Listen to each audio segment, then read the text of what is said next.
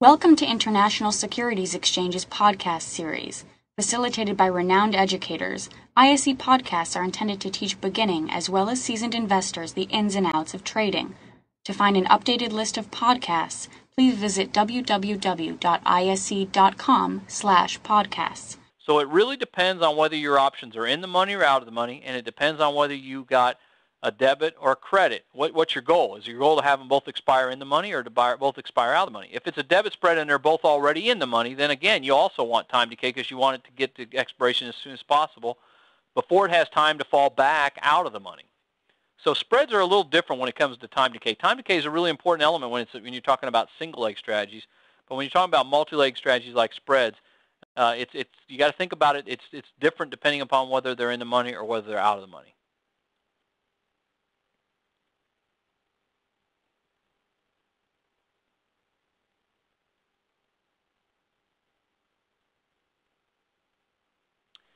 I don't see any more questions with that. If you guys have any additional questions, unless I missed one, I believe that was all of them, then certainly type them in, and I'll try to address them. It looks like we got about 10 minutes left.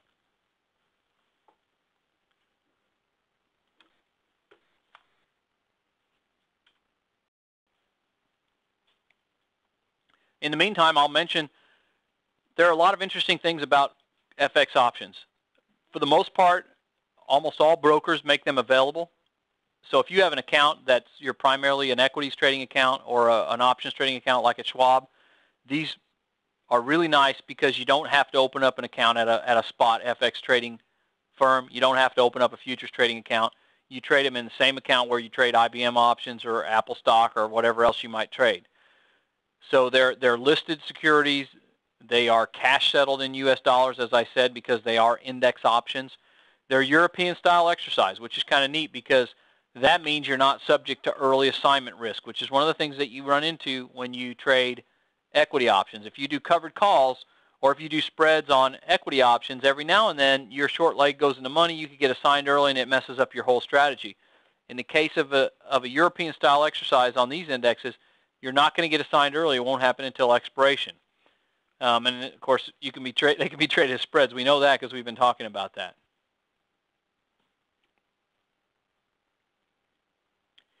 Are these currency options taxed at 60/40? Ah, great question.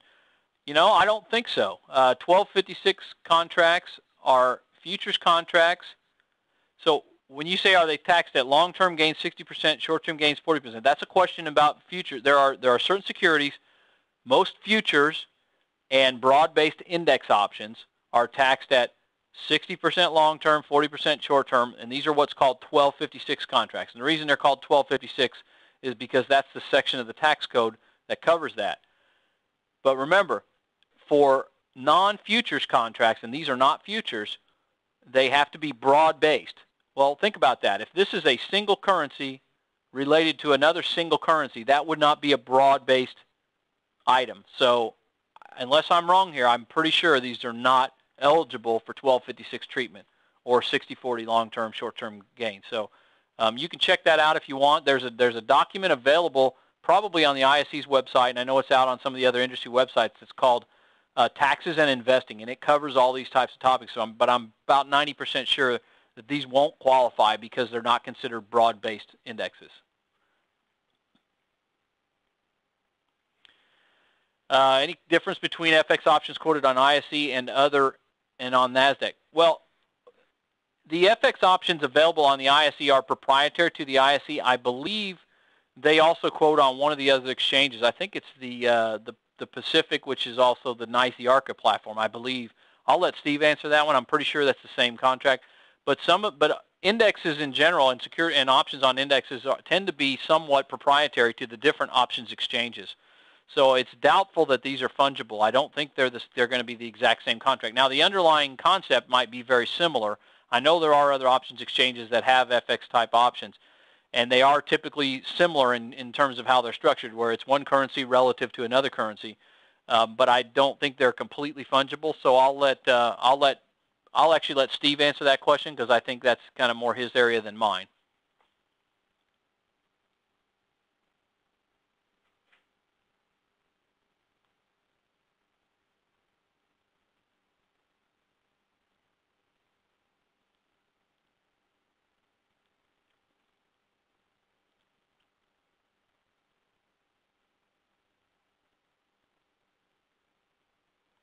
So a question about using FX futures and FX options as a hedge. Again, I think I answered this, but I'll cover it again.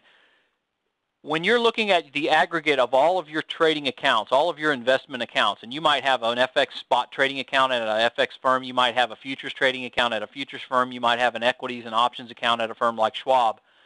In your total aggregate, if you're trading these particular index options on a firm like at Schwab, we have no way of knowing or seeing if you have a spot FX account somewhere else, or if you might have a FX futures position elsewhere. So from the perspective of the industry regulations in terms of how we calculate margin, we have to treat it as if these are your only positions, and you'll be subject to the spread margin requirements or naked option requirements or whatever it might be. The reality is that in your total aggregate, you may be far less exposed than the total amount of margin that we have to hold out in your account, but we have to follow the industry regulations on that. So in a sense, from your perspective of a holistic view of all your accounts, then in a sense, yes, you may very well be hedged. But from our perspective in terms of calculating margin, we don't have the ability to look at those other positions. We actually have to treat them as if they're independent positions. So the answer is yes and no, I guess.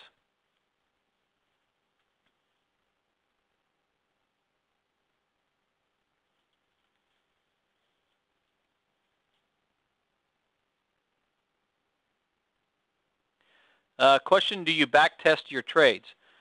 Yeah, backtesting is helpful. It's obviously not going to answer all your questions. I always find, I like to use this little statement because I've done it many before. I find it interesting. If you ever listen to anyone who teaches classes like I do, whether it's online or live or anything, we're oftentimes required by regulations to make this statement, and you've seen it printed a bazillion times, and that is that past performance is no guarantee of future results, right, or something very similar to that. You've heard that many, many times. I find that very interesting because the reality is that everything that we do, everything that you and I do as an investor, whether we're buying stock, whether we're trading options, whether we're trading futures, whatever it might be, what we're basically trying to do with every investment we make is disprove that statement. We're telling you that past performance is no guarantee of future results, and yet every investment that we make or every trade we make, we're essentially trying to predict the future, and we're basing that prediction on what's happened in the past. We're assuming that if something has happened often in the past, that there's a high likelihood that it will occur again. We're assuming that if a stock has been very volatile, that it's going to continue to be very volatile. We're assuming that if a stock has been in a downtrend for the last 3 months, that it's going to continue to be in a downtrend for the next month. Some of those assumptions may be correct, some of them may not be. So backtesting certainly has its value. It has its value, especially with options trading, in understanding how options price, the dynamics of how options price, understanding how volatility affects the value of options, understanding how time decay works. For those particular factors that are always going to be a consideration, I think backtesting is extremely valuable.